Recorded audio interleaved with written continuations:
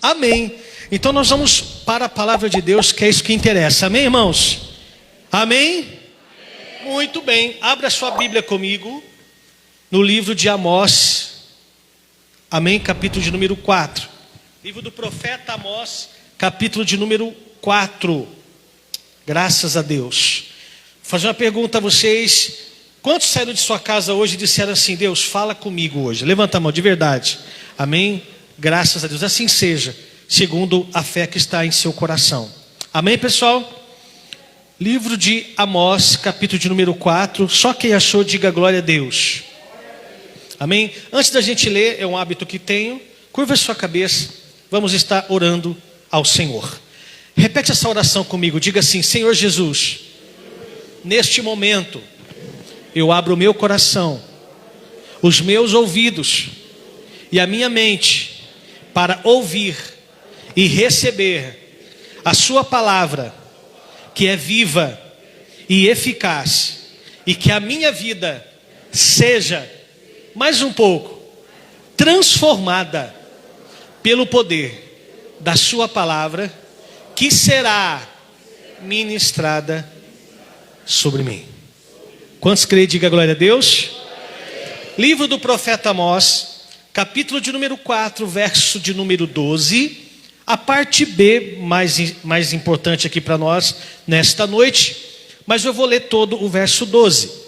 Amós, capítulo 4, verso 12. Portanto, assim te farei, ó Israel, e porque isso te farei, prepara-te, ó Israel. Prepara-te, ó Israel, para te encontrares com o teu Deus. Quem entendeu isso aqui, diga glória a Deus. Quem entendeu nessa noite que é importante a gente ter uma preparação, dê uma linda salva de palmas para Jesus aqui. Eu quero ouvir vocês aplaudir e glorificar o Senhor. Amém? Bom, vamos ao que interessa. Irmãos, a gente tem feito um trabalho de oração na madrugada lá, e eu tenho acordado todos os dias às 3 da manhã. E Deus me deu essa mensagem há algum tempo, nesses períodos de oração. E eu quero compartilhar com vocês o que Deus disse para mim, porque é de extrema importância a gente entender o coração de Deus, ou pelo menos buscar entender. Porque Deus aqui nesse texto, Ele usa o profeta Amós para declarar que eu e você precisamos nos preparar. E essa preparação, não se enganem, ela é feita a cada momento, todos os dias, todas as horas, todos os minutos e todos os segundos. Então a nossa preparação é a cada dia. Quando você aceita Jesus é um passo, quando você é batizado nas águas é um outro passo. Agora falar de uma conversão, isso é outra história. A conversão não pode se bater o martelo e falar, essa pessoa é convertida, ou dizer, eu sou convertido. Não, isso é um processo. Nós estamos em real processo a cada dia de conversão e transformação da nossa vida. Para quê? Justamente para se preparar para se encontrar com o nosso Deus. Então, essa preparação é justamente para que nós possamos nos encontrar com Deus. Então, por que Deus expressa isso? Porque Ele sabe, Ele nos conhece, Ele nos criou. Deus te criou? Ele sabe que cada um de nós precisamos muito de muitas coisas, inclusive nos preparar para se encontrar com Ele. Quando você conheceu o seu cônjuge, você que é casado, preste bem atenção no que vou dizer. Você se preparou. Você não foi com remela no olho quando você acorda se encontrar com Ele. É verdade ou não é?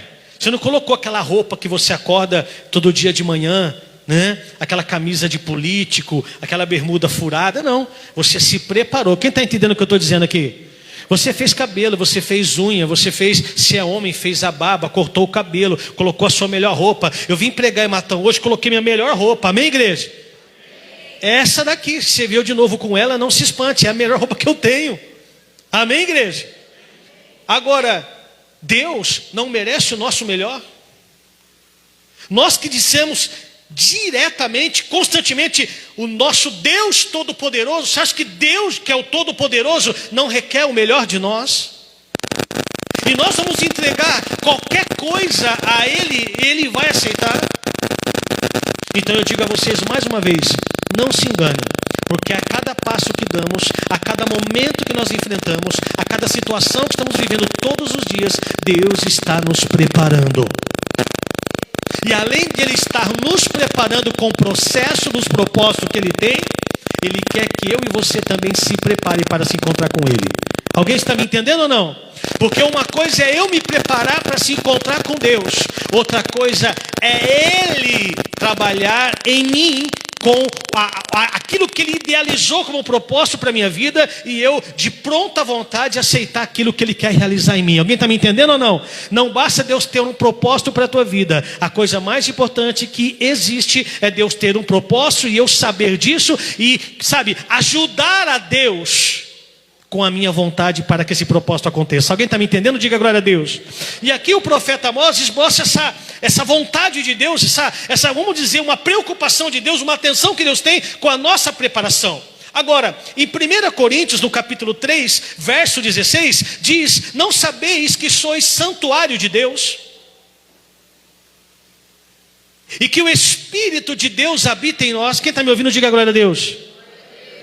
Sabe, eu ouvi uma coisa fascinante, e eu quero compartilhar com vocês, porque todos nós dizemos assim, quando nós chegarmos no céu, eu não vejo a hora de chegar lá para encontrar Elias, sabe, dar um abraço e falar, nossa, você era muito usado. Quando eu chegar no céu, eu quero dar um abraço em Moisés, eu quero procurar Jesus, todos nós pensamos assim, mas entenda uma coisa, eu creio de todo o meu coração, que quando chegarmos no céu, é eles que vão nos procurar. É eles que vão nos recepcionar na porta do céu. Alguém está me entendendo aqui? Principalmente no Velho Testamento. E entenda o que eu vou dizer para você. O Espírito de Deus não habitava no homem. O Espírito de Deus, que é o Deus vivo, habita dentro do homem depois da ressurreição de Cristo. Quem está me entendendo, diga amém. Jesus precisou ir para que a promessa fosse enviada. Então hoje eu e você temos Deus dentro de nós. Deus está dentro de você aí agora. O Espírito de Deus habita dentro de você. Quem está me entendendo aí? Quando você chegar no céu, eles chegarão até nós e perguntarão para nós: como é carregar um Deus dentro de você? Eles não tiveram isso. Eles não souberam como foi isso. Eles nem imaginam como é isso. Sansão teve algumas experiências maravilhosas, que o Espírito vinha e voltava conforme Deus queria. Mas na ressurreição de Jesus, o Espírito habita dentro de mim, de você. Da mesma curiosidade que temos em saber como foi a vida deles, eles terão de saber como é carregar um Deus dentro da gente. Pode glorificar o Senhor? Porque eu e você somos templo do Espírito Santo de Deus. Você foi criado, você é uma casa de Deus. Deus habita dentro de você. E o tema dessa mensagem hoje é edificando a casa, porque para Deus habitar dentro de mim, há um processo que precisa ser feito em mim, para que Deus possa habitar. Alguém está me entendendo ou não? Não basta eu entender que a Bíblia diz que eu sou templo de Deus, mas e se Deus habita em mim? Essa é a pergunta que não quer calar essa noite. Posso ouvir um glória a Deus? E a resposta disso está em Ageu, capítulo 1, verso 8.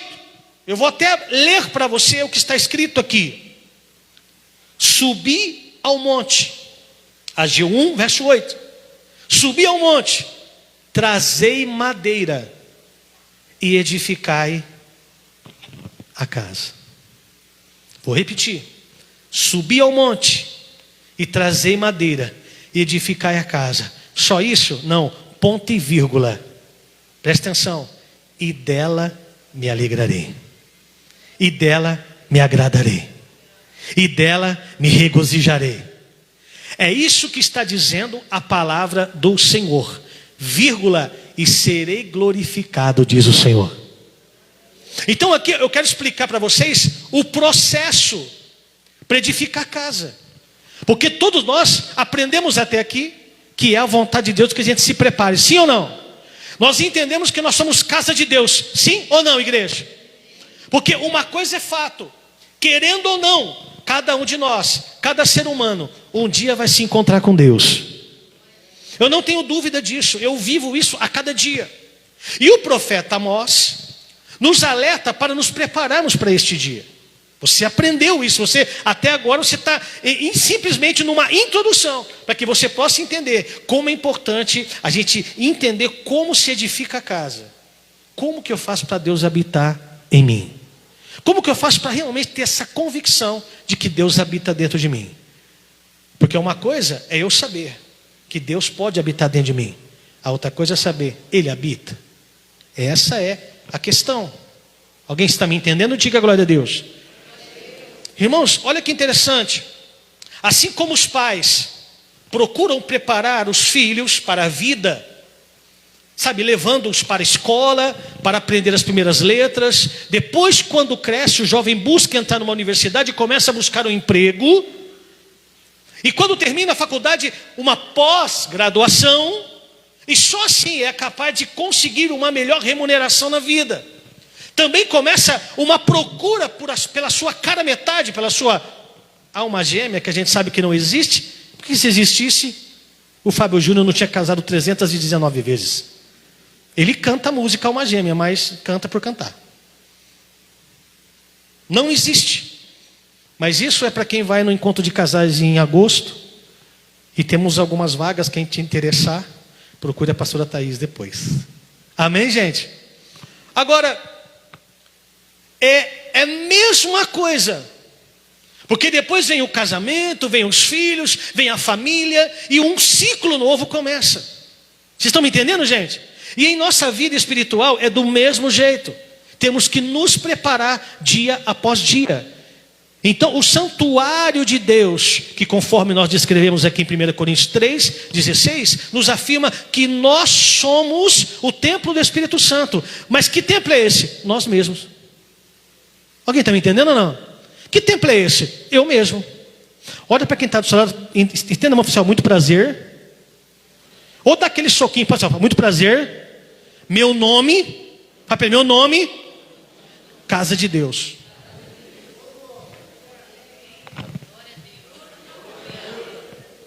Casa de Deus. É o que eu e você somos.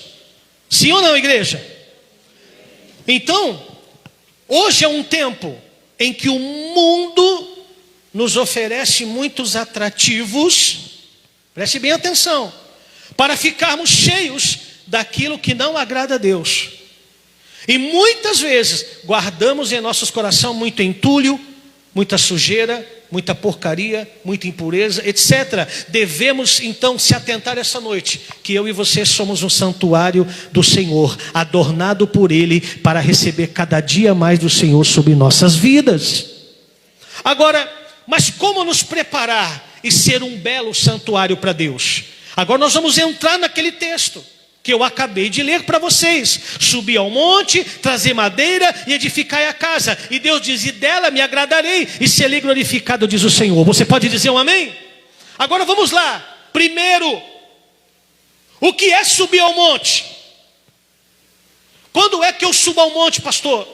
Lá na Barrinha, onde é a nossa cidade, o pessoal tem o hábito de dizer, nós vamos orar no monte. Aí eu pego, irmão, e fico assim na Barrinha, procurando um monte. Eu não vejo. Não sei que monte é esse. Seria melhor dizer, vamos orar no mato. Aí tudo bem. Entendeu? Porque a ideia de monte não é monte. O monte, a ideia é chegar mais perto do céu, chegar mais próximo de Deus. Então preste bem atenção nisso aqui, ó. Nós não temos monte aqui na nossa região. Você quer monte? É ali, ó, Serra Negra, Monte Sião, Águas de Lindóia. Ali tem bastante monte para subir. Agora, aqui não tem muito monte, ou nem tem monte. O que tem é mato. Vamos orar no mato. Não, fala, vamos orar no monte. Eu estou dizendo isso por quê? Porque subir ao monte, preste bem atenção, não é apenas escalar uma montanha. Quando falamos de subir ao monte, falamos na verdade em estarmos mais perto do Pai.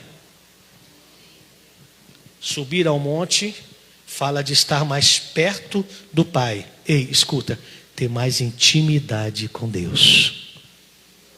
Subir ao monte, para mim e você que não mora perto de montanha, é ter mais intimidade com Deus. E mesmo se tivesse montanha, não é uma montanha que faz eu estar mais perto de Deus. O que faz é eu reconhecer que tem coisas na minha vida que precisam ser mudadas, e que eu sou uma casa, e que eu sou um templo, que fui adornado por Deus, e que se existirem coisas dentro de mim que Deus não mandou colocar, a presença dele não fica. Eu preciso ter intimidade com Deus, eu preciso ter uma vida com Deus, eu preciso ter comunhão com Deus. Isso fala de subir ao monte. Alguém está me entendendo ou não? É gerar entre nós uma intimidade. É gerar em nós uma intimidade automaticamente que vai revelar o que? Um conhecimento de Deus. Porque eu só passo a conhecer a Deus de forma como Ele é, quando eu tenho intimidade com Ele. Quem está me entendendo? Existe namoro na Bíblia? Não. Mas hoje tem namoro, não é isso que dizem? Então o namoro se utiliza para conhecer a pessoa. Sim ou não? Né? Então usam-se que é preciso namorar para conhecer a pessoa. Você pode namorar 30 anos que você não vai conhecer ela. Só conhecerá ela depois da intimidade. E como eu sou cristão, estou diante de uma igreja cristã aqui, que é casa de Deus, amém ou não? Amém. Não pode ter intimidade antes de casar. Então você nunca vai conhecer essa pessoa antes de casar. Antes de casar com a pastora Priscila, eu não conhecia ela. Casei com ela, comecei a conhecê-la, estou tentando conhecê-la e vou morrer sem conhecê-la. Por completo, 100%? Não. Conheço ela um pouco, mas 100% não. Aí, tem muita gente que fala, eu conheço a Deus. Quanto tempo você é crente? 20 anos, grande coisa. É como aquela pessoa que era doida para conhecer a praia e o mar. Aí ela chega no mar, ela vê o pai, e vai e vê aquele mar, aquela coisa e tal. Aí ela se molha, aquela coisa, nossa, mas é salgado, e aquele negócio doido e tal. Ela fala, agora eu posso declarar para o mundo, posso colocar no Instagram, posso colocar no Twitter. Eu conheci o mar. E entre este momento, sai um pescador todo queimado de sol, que passa dias no mar alto pescando, com varas, com redes. E aí ele olha para ela e fala assim, você conhece o mar?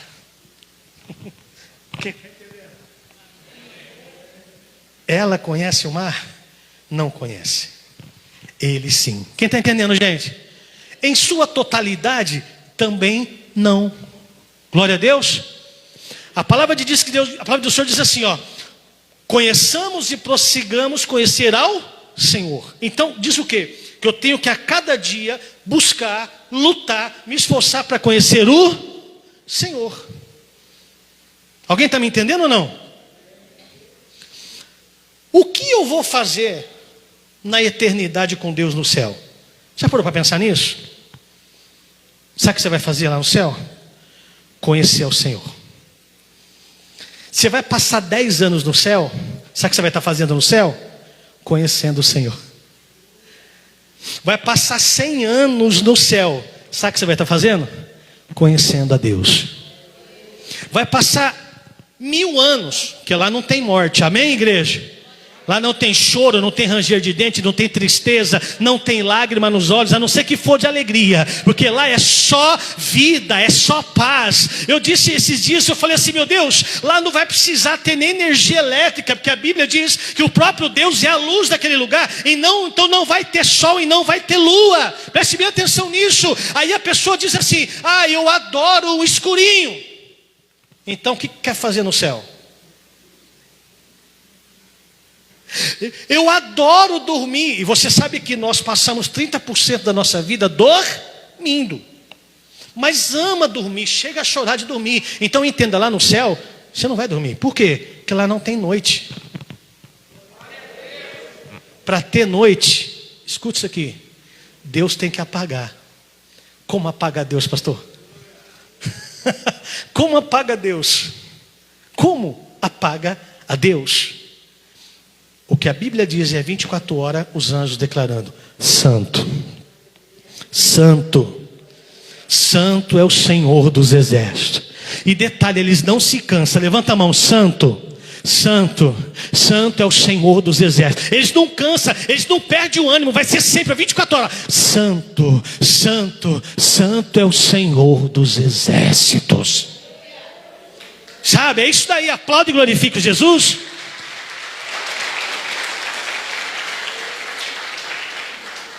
Subir ao monte. Ficou claro? Ficou claro ou não? Segundo, trazei madeira. Aqui está o grande diferencial de quem é bem sucedido na vida cristã e de quem não é. Vou repetir. Trazer a madeira está o diferencial de quem é bem sucedido na vida com Deus e de quem não é. Porque trazer a madeira fala de cortar a árvore. Fala comigo, cortar a árvore. Entendeu? Fala comigo, fazer força. Carregar nos ombros. Alguém está entendendo ou não? Estamos falando de um processo para edificar a... Faz comigo a mãozinha, edificar a... Subir ao monte. Primeiro, eu preciso ter intimidade. Segundo, eu preciso trazer a madeira. Então eu vou ter que fazer força, sim ou não? Eu vou ter que cortar essa árvore, sim ou não? E eu vou ter que carregá-la nos meus. Você está entendendo ou não? Olha para alguém do seu... Você está entendendo? Você está entendendo o que Deus está falando? Igreja, preste atenção, comunidade Viver de Barrinha. O que Deus está dizendo é: trazer a madeira significa fazer a nossa parte. Uma é ter intimidade. Amém. E agora? Fazer o que é para mim fazer. Fazer o que é para você fazer. Está entendendo ou não? Irmãos, preste bem atenção. Não adianta querer que Deus faça aquilo que Ele já te deu autoridade para fazer. A autoridade está sobre mim, está sobre você. Está entendendo ou não, igreja? É aquilo que eu preciso fazer, é aquilo que você precisa fazer. Não adianta orar para Deus dizer: tira o pecado da nossa vida. Tira o pecado da minha vida, tira, Deus. Senão eu vou continuar nele, eu vou continuar praticando esse pecado, porque se o Senhor não tirar, eu não sei o que eu vou fazer. Não, querido, quando você tem intimidade com Deus, você mesmo vai querer, preste bem atenção, fazer a sua parte, porque tem coisas que Deus não vai fazer por você. É nós que temos que fazer, é eu e você que temos que fazer. Você está entendendo ou não, igreja? Deus não fará aquilo que é para você fazer. Exemplo. Deus está falando para o marido ser mais romântico. E ele não quer ser mais romântico porque ele é orgulhoso. Então Deus não vai fazer ele se tornar romântico, porque é ele que tem que querer ser. Deus fala para a mulher ser submissa ao homem. E Deus não vai fazer a tua esposa submissa a menos que ela queira ser. Isso fala de trazer a madeira. Isso fala de cortar a madeira. Isso fala de colocá-la nos ombros, carregá-la. Irmãos, preste bem atenção. Intimidade é uma coisa, é só uma parte. Não há intimidade com Deus enquanto eu não estiver fazendo a minha parte. Você está entendendo isso ou não, igreja? Não adianta. Moisés tinha intimidade com Deus, sim ou não? Moisés tinha intimidade com Deus, sim ou não? Deus falou para ele bater na rocha e conversar com a rocha. Conversar com a rocha. Ele bateu na rocha. Deus mandou ele fazer isso? Não. Então o que era para ele fazer, ele não fez. Então o que adiantou a intimidade? Eu tenho intimidade com Deus, mas Deus mandou fazer uma coisa, eu me nego, eu negligencio isso. E quero edificar a casa. E quero cantar, e quero que o fogo caia do céu, e quero pregar, e quero que as pessoas sejam curadas, sejam libertas. Quero fazer tudo aquilo que eu vejo outros homens de Deus fazer, outras mulheres de Deus fazer, mas em mim não sai mais do que uma chaminha que logo apaga. Por quê? Porque nós, na maioria das vezes, fazemos sempre o que é errado, porque o errado é o que a maioria está fazendo. Preste bem atenção no que eu vou dizer. O que é errado sempre será errado, mesmo que a maioria esteja fazendo. E o que é certo sempre será certo, mesmo que ninguém esteja fazendo. Você está entendendo isso ou não? Vou repetir, o errado sempre será errado, mesmo que a maioria das pessoas estejam fazendo. E o que é certo, sempre será certo, mesmo que ninguém esteja fazendo. Se você crê nisso, aplauda o Senhor e glorifique aí.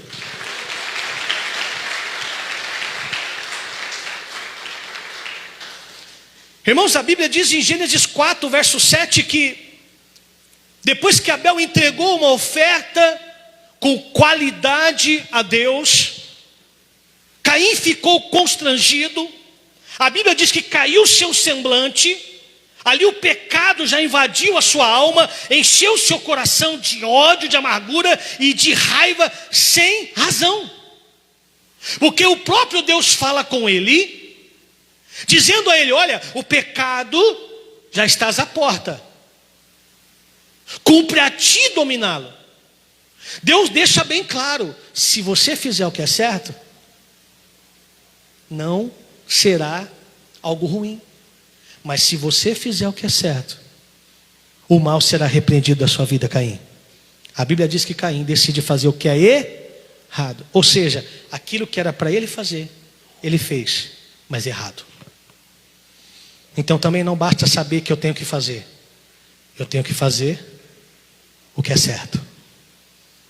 Olha para alguém, se você está fazendo o que é certo. Está fazendo o que é certo, sim ou não, igreja?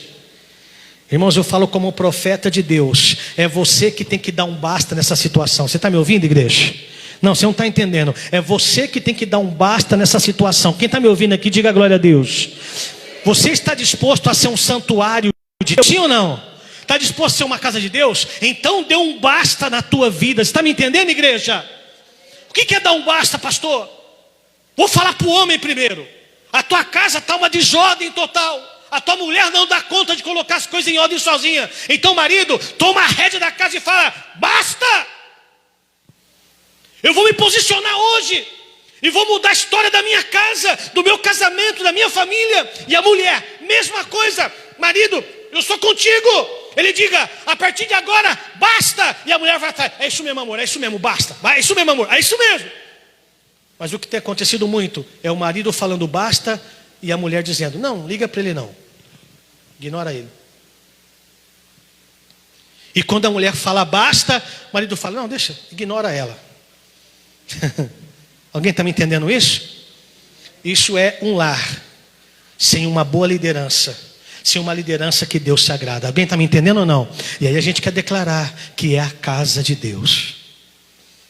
Está disposto a dar um basta? Sim ou não, igreja? Terceiro, para terminar, nós subimos ao monte, intimidade com Deus. Vamos lá, subir ao monte. Trazer a madeira é fazer a minha parte. Trazer a madeira. Agora terceiro, edificar agora que vai ficar legal. Só depois que temos intimidade com Deus, estivermos dispostos a fazer a nossa parte, é que podemos então edificar a nossa casa. Meu Deus, se você entendesse isso hoje, se você se entendesse isso hoje, intimidade com Deus, disposição para fazer minha parte, aí sim eu vou entrar no processo agora para edificar minha casa. Alguém está me entendendo ou não? E nesse ponto, quando chega nesse ponto, intimidade com Deus e disposição para fazer minha parte, escute isso aqui. Quando chega nesse ponto, Deus começa a nos dizer, para mim e para você, presta atenção nisso aqui, o que eu e você precisa mudar. Até aqui não falou nada. Alguém está entendendo ou não? Até aqui Deus não falou nada. Quem está entendendo? Alguma semelhança com Isaías 6? Toda semelhança. Lembra de Isaías? O rei Uzias está liderando, está governando, nunca ouviu falar em derrota, de repente ele se torna orgulhoso, vaidoso, como tivesse negligenciando que tudo que tinha acontecido na vida dele e na nação, foi Deus que tinha feito. Deus olha e fala: é assim? Então tá bom. Deus coloca uma lepra na testa dele. Você já conhece a história, a maioria conhece.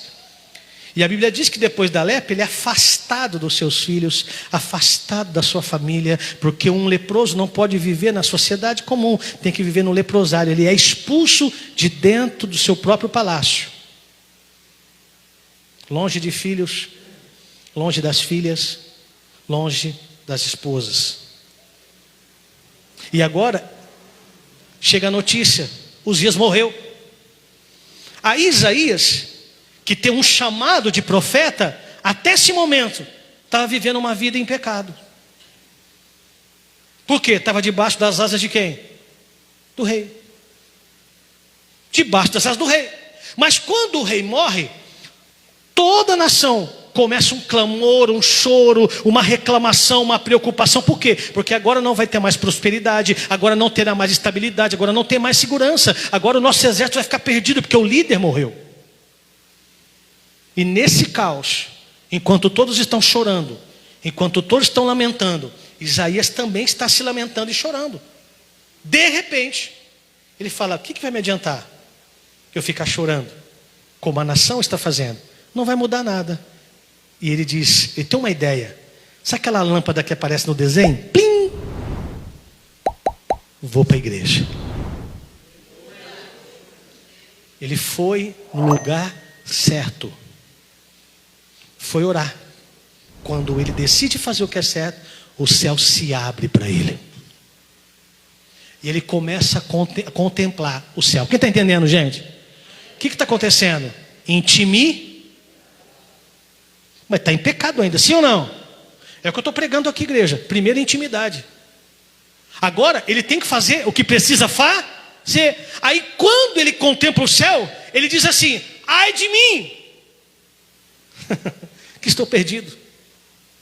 Eis que sou um homem de lábios impuros e que habito no meio de um povo de impuros lábios. Aí ele reconhece que ele precisa fazer algo. E ele reconhece que está em pecado. Ele cai em si, como o filho pródigo, ele cai em si. Ó, quem está entendendo, igreja? Está entendendo ou não? E agora ele precisa ser casa. Aí vem um anjo do céu com uma tenaz, carregando uma brasa que tirou do altar de Deus. E a brasa vem queimando, vem fumegando, o anjo vem e toca na boca dele, que era o lugar do pecado. Não foi com esse soco, senão o anjo fazia isso, mata ele, né? Mas mais ou menos para você entender. A gente prega aqui com, entendeu? Quando ele é curado do seu pecado, a Bíblia diz, e depois disso, quer dizer, depois que Uzias morreu, na hora que ele foi orar, teve intimidade. Aí ele tinha o pecado. Aí a Bíblia diz, ele foi curado do pecado, o anjo curou ele. Agora diz assim, ó, e depois disso, ouviu a voz que dizia, significa o quê? Que antes disso, ele não ouvia ninguém. Olha para a pessoa, você tem ouvido o que as pessoas estão te falando? Fala aí.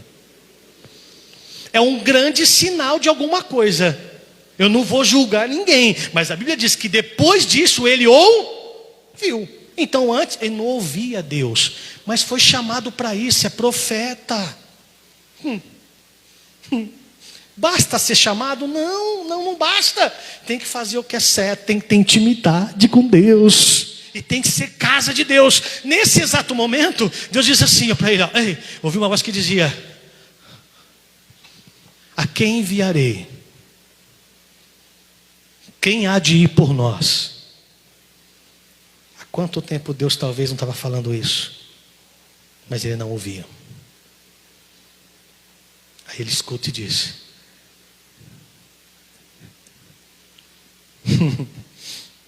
eis-me aqui, envia-me a mim. Nesse momento, a casa está edificada. A partir desse momento começa literalmente o ministério profético de Isaías. Antes disso não. Vocês estão entendendo, gente? Estão entendendo ou não, igreja? Assim nós, quando nós obedecemos às direções, a cada uma direção que a gente recebe, seja do nosso líder, seja dos nossos pastores, seja de quem Deus colocou como autoridade sobre nós, quando nós passamos a obedecer, tornamos nossa casa cada vez mais edificada no Senhor. E o resultado disso é o final do texto que diz que Ele se agrada. Quantos querem que Deus se agrade da sua vida? Diga amém. Eu amo muito quando Jesus chegou para João Batista no Rio Jordão e se prostrou diante dele. Porque João o reconheceu de longe. E João disse: sou eu que tinha que ir até o Senhor. O Senhor vem até mim, eu não sou digno nem de carregar suas sandálias, ou de desatar suas sandálias. Eu não sou digno, e o Senhor que vem até mim. E Jesus diz para ele uma coisa, ele diz assim para ele: por enquanto, faça, que é assim que tem que ser. Por enquanto é assim. Você consegue imaginar um Deus ajoelhando diante de um homem pecador como João Batista? Era pecador. Não era pecador? Era santo, mas era pecador. Nasceu de um homem e de uma mulher. Sim ou não, gente? Também tinha pecados.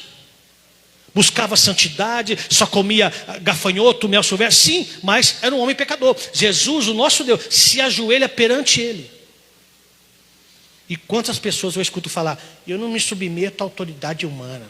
Eu não preciso de pastor. Eu não preciso de pastora. Jesus é meu pastor. Com uma arrogância dessa. Aí Jesus vem como exemplo e se posta diante de um homem pecador. Vocês estão me entendendo, gente? Olha que lição. E quando ele é batizado nas águas, o Espírito Santo vem sobre ele como uma pomba, e vem a voz do céu que diz: esse é meu filho amado, em quem me comprazo. Amém, igreja? E está dizendo: eu me agrado nele. Eu tenho prazer nele. Quem está entendendo, igreja? Então a mesma coisa se aplica para aquela pessoa que é uma casa de Deus, mas que primeiro buscou intimidade com Deus e fez o que tinha que ser feito por você mesmo. Você mesmo fez o que tinha que fazer e depois você se preparou para ser uma casa edificada. E aí Deus vai se agradar de você, Ele vai usar você, Ele vai transbordar você, Ele vai encher essa casa de glória, Ele vai encher essa casa de unção, Ele vai encher essa casa de compaixão, Ele vai encher essa casa de misericórdia, Ele vai encher essa casa de amor, Ele vai encher essa casa de unção, vai transbordar tudo de bom que Deus tem para mim e que Deus tem para você. Mas nós precisamos primeiro ter intimidade, precisamos segundo fazer o que precisa ser feito e precisamos ser uma casa edificada para Ele. Não dá para ser uma casa edificada e pular os processos.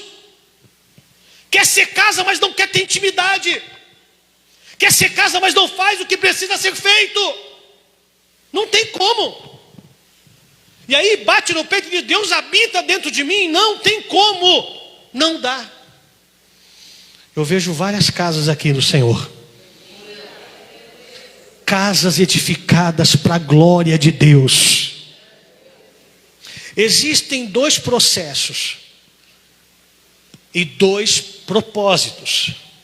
Quando Deus nos chama, Ele nos chama para restaurar a nossa vida e restabelecer o seu reino em nós. E segundo processo é o que Ele vai realizar através de nós. Nunca se esqueça disso.